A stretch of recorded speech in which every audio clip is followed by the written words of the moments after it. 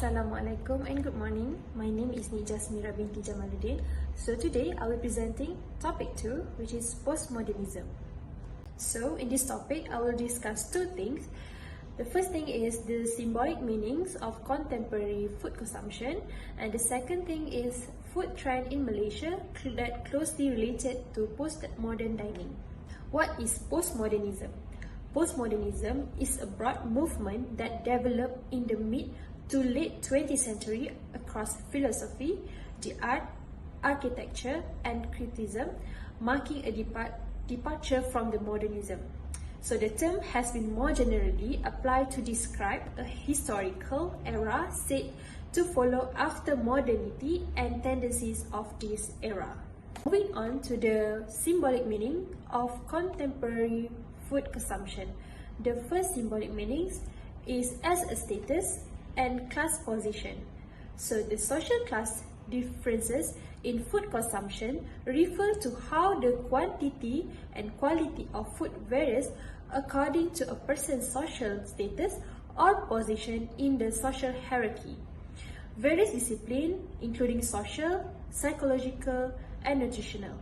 So social class can be examined according to the defining factors of education, income, or occupational status, or subjective component like perceived rank in society.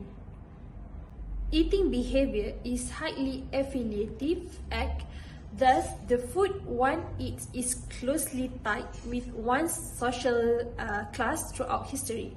In contemporary Western society, social class differences in food consumption follow a general pattern. So upper class groups consume food that is signify exclusivity and access to the rare goods, while the lower class groups, on the other hand, consume food that are readily available. In upper class, the characteristic is divided into 5. The first is exclusivity. So the food consumed by the upper class is reflect as a taste of refinement and its perceived value in the society. So historically, these were highly exclusive food items which were marked by high demand and low supply. In Western Europe, the amount of meat consumed distinguished the upper from the lower classes.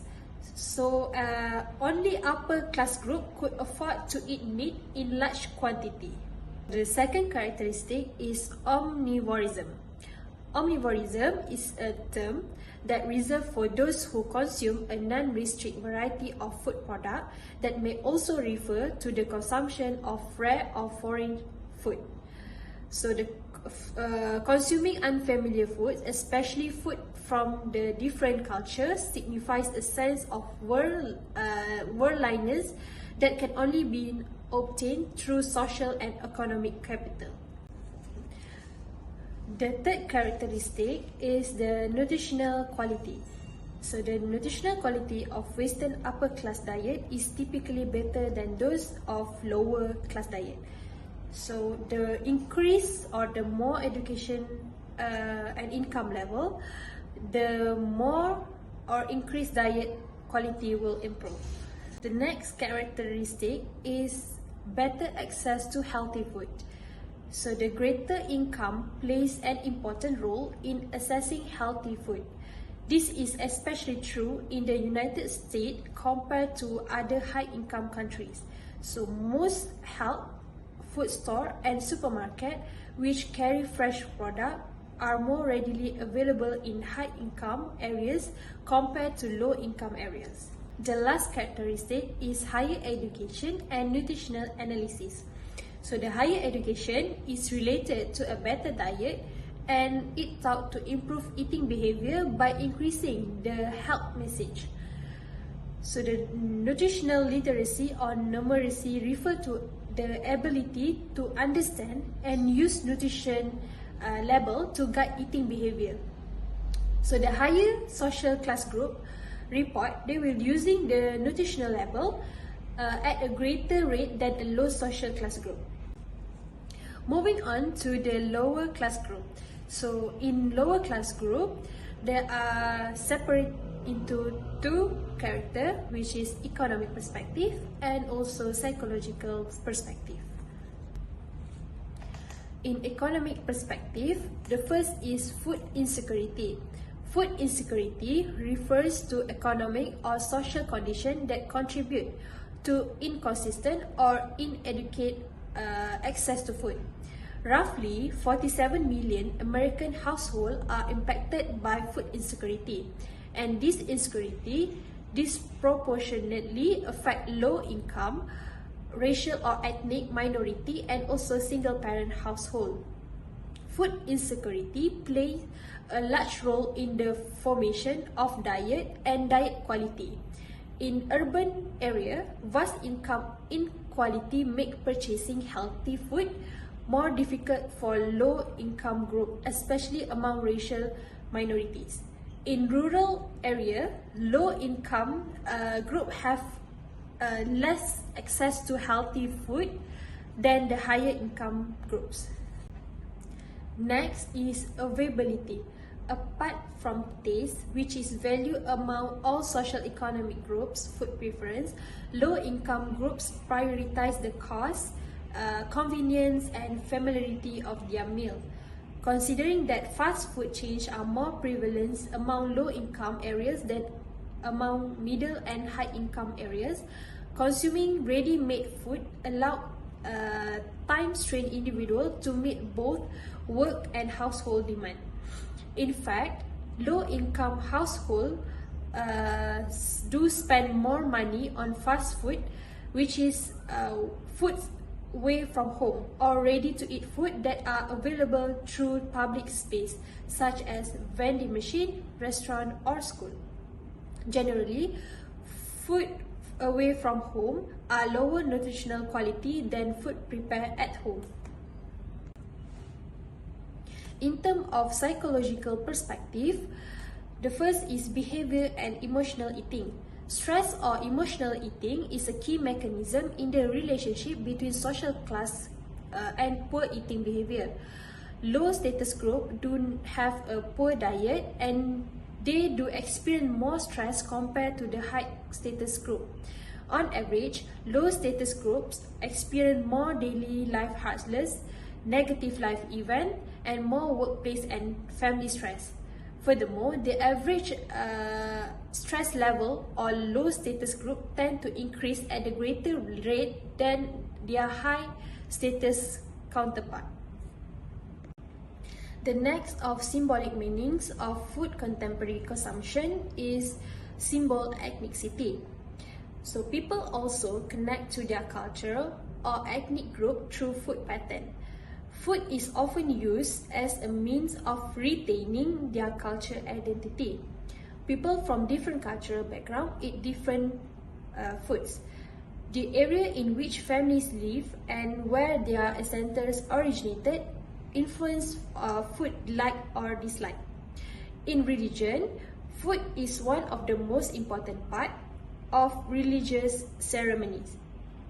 Traditional food are proven to be part of ethnic, society, and country's heritage. To the Malays, pulut kuning is one of the traditional foods that are often prepared, practiced, and associated with symbolism, custom, and also for the special occasion. The impact of modernization through various dimensions like education and lifestyle, however, are believed to have an impact to the belief and practice of pulut kuning in Malaysia face. Moving on to the next topic, which is contemporary food trends in Malaysia that closely related to postmodern dining. The first food trend is food robot. Let's have a look at this video. Pudutech introduced Bellabot, a cute meowing food delivery robot. Shenzhen-based tech company Pudutech aimed to offer a solution to understaffed restaurants at this year's CES with an autonomous food delivery robot, Bellabot.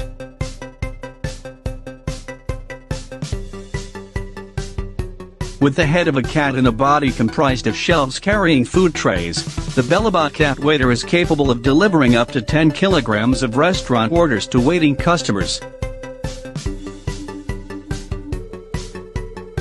Avoiding any obstacles using a combination of cameras and sensors. It meows as it arrives to encourage customers to collect their orders.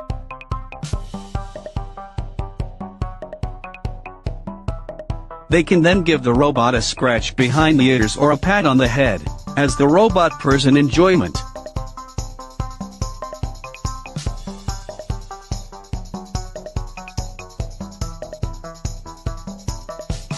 However, if people pay it attention for too long, it gets angry at them for distracting it.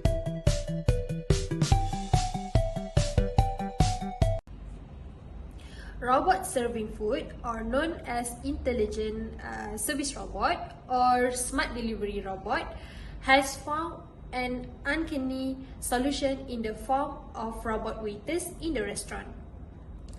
The Platinum Strength Sendirian Berhad, in partnership with Canon Robotic Malaysia, an artificial intelligence company that focuses on indoor intelligent service robot, said that this robot, supplied by the company, cost 30,800. By employing this robot waiter, restaurant operators can lower their labor costs. In a single trip, this robot can serve up to 4 tables or destination points with 4 tray or heavy plates. The robot can also operate for a minimum of 12 hours on a single charge, which make them very cost-effectively. The younger generation, especially the children, will love them, and sometimes there are multiple orders because of the robot coming to deliver the food at the table. This food robot is suitable with the theory of McDonaldization by George Rizer. George Rizer introduced the concept of McDonaldization in his book on 1993, The McDonaldization of Society. According to Rizer, the McDonaldization of society is a phenomenon that occurs when society, institution, or its organization are adapted to have the same characteristics that are found in fast food chains. These include efficiency, calculability, predictability, and standardization, and also control. According to Rizer, change with science, economic, and culture have shifted societies away from Weber's bureaucracy to a new social structure and order that he called McDonaldization. The first characteristic of theory of McDonaldization is efficiency. Efficiency entails a managerial focus on minimizing the time required to complete individual tasks as well as the required to complete the whole operation or process of production and distribution. So when they use the food robot, the operation or the restaurant will minimize the times from the food to deliver to the customers. The second characteristic is calculability. Calculability is focused on quantifiable objective, counting things, rather than subjective one, which is evaluation of qualities. When using food robot can serve up to 4 tables or destination point with 4 trays or heavy plates. The third characteristic is predictability and standardization. These are found in repetitive and routinized production or service delivery process and in the consistent output of product or experiences that are identical or close to it. This can be found when the food robot serves the best experience to the customers. Lastly is control. Control within McDonaldization is widely by the management to ensure that workers appear and act the same on a movement-to-movement and daily basis. It is also referred to the use of robot and technology to reduce or replace human employees wherever possible. So when used the food robot, it can increase the use of employees because the food robot can use 12 hours for the single trip per day. So the second food trend is online food delivery. Let's have a look at this video. Ever since I was little, my mother has always said, never miss a meal.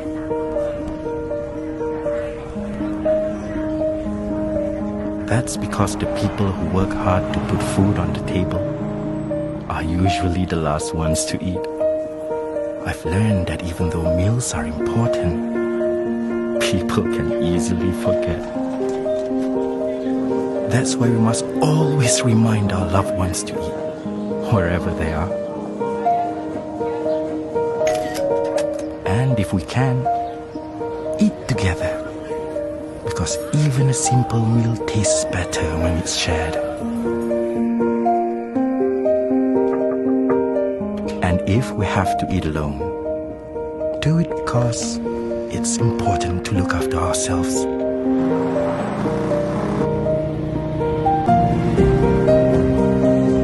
After all, a meal does more than fill our stomach. It also makes our heart full.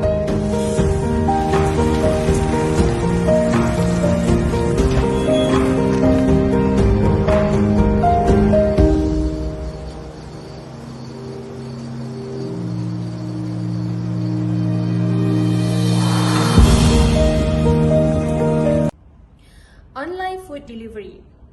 GrabFood is the fastest food delivery in Malaysia. GrabFood have curated all dishes, restaurant and cuisine to help people grab their food in the easiest and quickest way possible across Malaysia. The way to order food online in a just few taps from the smartphone. Online food delivery is suitable with this theory by George Reiser, which is theory of globalization. While the history of globalization dates back to ancient time, the modern era of globalization began in earnest in the early 19th century, starting with the Industrial Revolution. Advancement and transportation and communication allow increased economic interaction and cooperation across country borders. So, globalization can benefit a country economies in many ways. So, the benefit in theory of globalization is increased economic growth. By increasing the international exchange of goods, technology, advance and information, globalization increased economic development for any country participating in the global economy. So an increased economic growth means better living standard, higher income, more wealth in the country, and often less poverty. In short, the overall well-being of the country. So by using the food online delivery, it can increase the economic growth. The second benefit is makes production more affordable. A global market allows business wider access to production opportunities and consumers, meaning that there are more goods available at the wider range of price points. So, when people order GrabFood, the production of food or goods will more affordable for the restaurant. Lastly, brings opportunity to poor countries. Globalization allows companies to move their production from high-cost location to low-cost location abroad. This means bringing job, information technologies and other economic opportunities to the country with the fewer resources. For those who are lost their job or unemployed, they can choose to be a Grab rider, Grab food rider with lower costs to have their income. As a conclusion, postmodernism is a movement that rejects or moderate the idea of a previous movement considered modernist, often encompassing a reinterpretation of classical ideas, form and practice. So George Ritzer is one of the postmodern social theory that focus on two of his theory, which is McDonaldization and globalization, that has been contributed in the postmodern dining era. So that's all from me. Thank you.